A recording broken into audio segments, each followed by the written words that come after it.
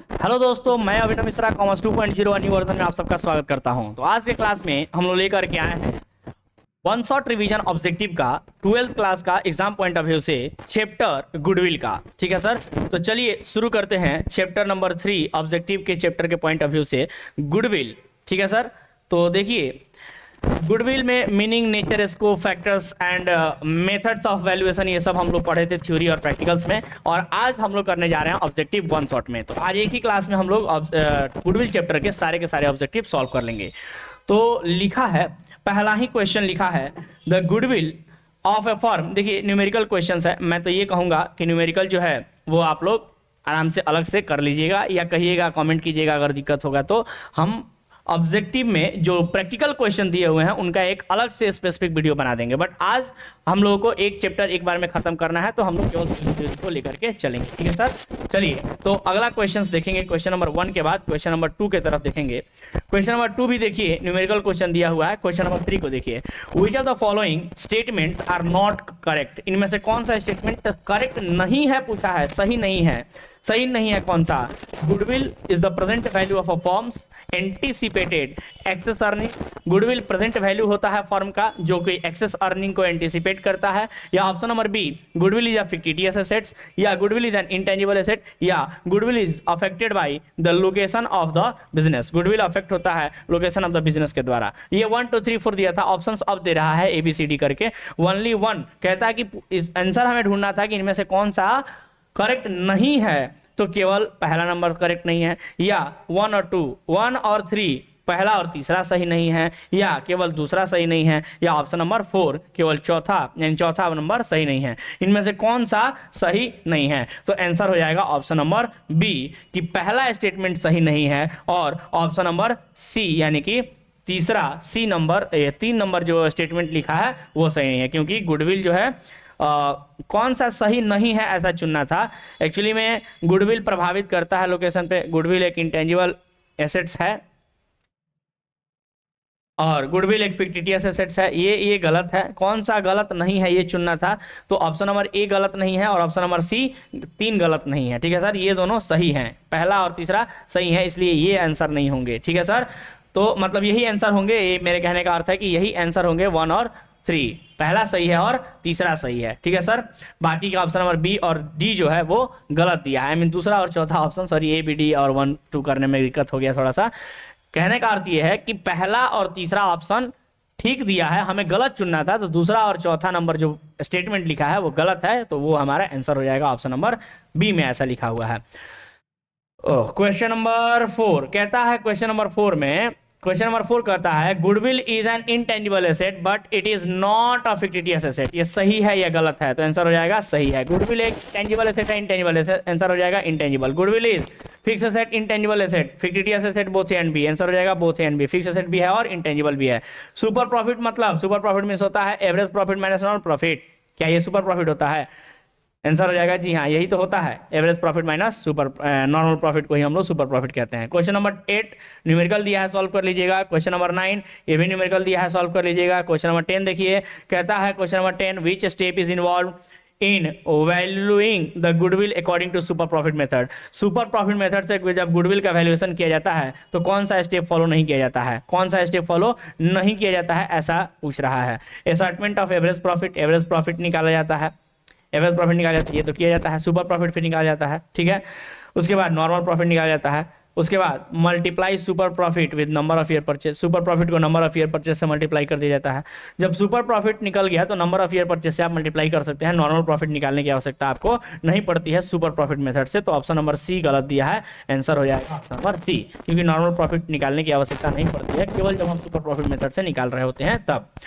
पूछता है question number 11, super profit mean, super profit का मतलब क्या है? सुपर प्रॉफिट का मतलब बताए थे excess of normal profit over average profit, मतलब excess of average profit over normal profit. Normal profit जितना होता है उससे अधिक अगर एक्सेस हो रहा है हमारा एवरेज प्रॉफिट तो वही हमारा सुपर प्रॉफिट कहलाता है। तो एवरेज नॉर्मल प्रॉफिट से एबव अगर होता है प्रॉफिट तो उसी को हम लोग क्या बोलते हैं? सुपर प्रॉफिट बोलते हैं। क्वेश्चन नंबर 12 पे आ जाइए। क्वेश्चन नंबर 12 कहता है प्रॉफिट्स ऑफ लास्ट 3 ईयर्स इतना इतना दिया है गुडविल, तो तीनों का एवरेज निकाल लीजिए, एवरेज निकाल के 2 से गुणा कर लीजिए, आंसर आ जाएगा। तीनों का एवरेज निकालेंगे तो 8 14 13 27 13 26 1 27 27 बटा 3 हो जाएगा, 9 9 दूनी 18, आंसर हो जाएगा 18,000। Question number 13, which are the following steps are involve in valuing super profit, इनमें से कौन सा स्टेप इन्वॉल्व होता है सुपर प्रॉफिट निकालने में? एक्चुअल प्रॉफिट का कैलकुलेशन करना होता, कैलकुलेशन ऑफ एक्चुअल प्रॉफिट यानी एक्चुअल प्रॉफिट पहले निकालते हैं, फिर नॉर्मल प्रॉफिट निकालते हैं, फिर एक्चुअल प्रॉफिट में से नॉर्मल प्रॉफिट को माइनस कर देते हैं, ऑल ऑफ दिस। ये सारे के सारे ऑप्शन सही हैं, सभी के सभी फॉलो किए जाते हैं। According to which accounting standard only purchase goodwill is recorded in the books of account, कौन से अकाउंटिंग स्टैंडर्ड के अकॉर्डिंग केवल परचेज गुडविल को ही परचेज गुडविल को ही बुक्स में रिकॉर्ड किया जाता है? तो आंसर हो जाएगा AS 26, अकाउंटिंग स्टैंडर्ड 26। पूछता है what do you mean by super profit, super profit means, super profit का मतलब क्या होता है? तो मैंने बताया average profit minus normal profit, number B.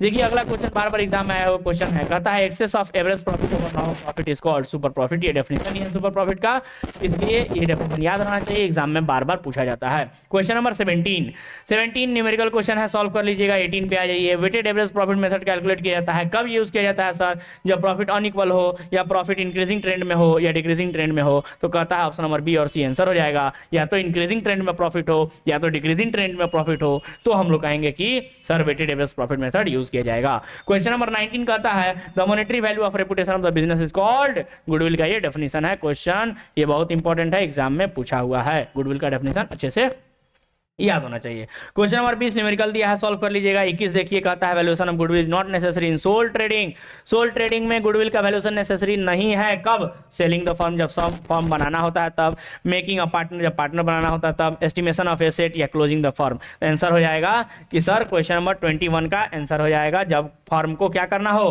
Close करना हो यानी बंद करना हो, तो गुडविल की आवश्यकता नहीं पड़ती है। सोल ट्रेड है, बंद कर रहे हैं, गुडविल की क्या आवश्यकता है? अगर सोल ट्रेड बिजनेस है यानी एकाकी व्यापार है और उसको बंद कर रहे हैं तो गुडविल की आवश्यकता नहीं पड़ती है। Question number 22 following are the factors affecting goodwill except, इनमें से कौन सा फैक्टर्स हैं गुडविल का, किसको छोड़ करके? मतलब 3 ऑप्शन फैक्टर दिए होंगे और एक कोई दूसरा दिया होगा। नेचर ऑफ बिजनेस अफेक्ट करता है, एफिशिएंसी ऑफ मैनेजमेंट ये भी करता है, टेक्निकल नॉलेज ये भी करता है, लोकेशन ऑफ कस्टमर ये मैटर नहीं करता है, लोकेशन ऑफ बिजनेस मैटर करता है, कस्टमर नहीं। ऑप्शन नंबर डी हो जाएगा। 23 न्यूमेरिकल दिया है, बना लीजिएगा। 24 भी न्यूमेरिकल दिया है, बना लीजिएगा। 25 पे आ जाइए, कहता है under average profit basis, average profit basis जब हम लोग करते हैं गुडविल इज कैलकुलेटेड बाय, तो बताइए गुडविल कैसे कैलकुलेट होता है? तो सर एवरेज प्रॉफिट को मल्टीप्लाई कर देते हैं नंबर ऑफ ईयर परचेस से, गुडविल निकल के आ जाता है, यानी ऑप्शन नंबर ए सही है। क्वेश्चन नंबर 26 कहता है अंडर सुपर प्रॉफिट बेसिस, जब सुपर प्रॉफिट बेसिस से हम लोग गुडविल कैलकुलेट करते हैं तो कैसे होता है सर? तो super profit into number of year purchase, option number B. Question number 27 goodwill है fix asset, intangible asset, invisible asset, all of these. Answer हो जाएगा all of these. Popular method कौन सा है गुडविल का? एवरेज प्रॉफिट है, super profit है, capitalisation है, सभी के सभी हैं। ऑप्शन नंबर डी आंसर हो जाएगा। Question number 29 capitalization method goodwill is calculated by, capitalization method में गुडविल कैसे कैलकुलेट होता है? Average profit into number of year purchase, बिल्कुल नहीं। Super profit into number of year purchase, बिल्कुल नहीं। Total of discounted value of expected future value, super profit into 100 divide by normal rate of return, option number D सही है। Question number 30 number question numerical दिया है, देख लीजिएगा। Question number 31 भी numerical दिया है, देख लीजिएगा। ठीक है सर, और आई थिंक इसी के हिसाब से नहीं, अभी आगे भी क्वेश्चन दिया हुआ है।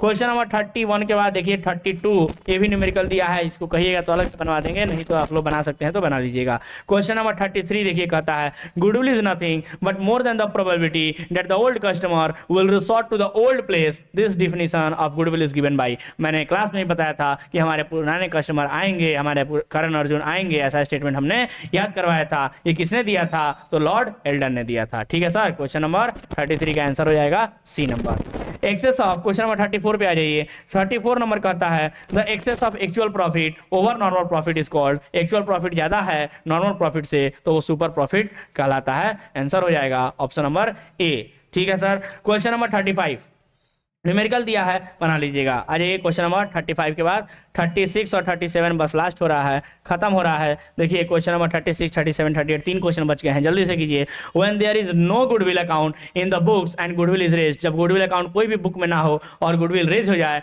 Dash dash account will be debited, तो इनमें से कौन सा अकाउंट डेबिट किया जाएगा? तो आंसर हो जाएगा कौन सा अकाउंट डेबिट किया जाएगा सर? तो बताइए, पार्टनर्स कैपिटल अकाउंट डेबिट किया जाएगा, या गुडविल अकाउंट डेबिट किया जाएगा, या कैश अकाउंट, या रिजर्व अकाउंट? इनमें से कौन सा अकाउंट डेबिट किया जाएगा? कहता है कि जब गुडविल अकाउंट, जब कोई भी गुडविल बुक्स में ना दिया हो और गुडविल अकाउंट रेज हो जाए तो कौन सा अकाउंट डेबिट किया जाएगा? तो आंसर हो जाएगा गुडविल अकाउंट डेबिट किया, क्योंकि गुडविल रेज हो रहा है तो गुडविल अकाउंट ही डेबिट करेंगे। गुडविल रेज होने का मतलब गुडविल बढ़ रहा है।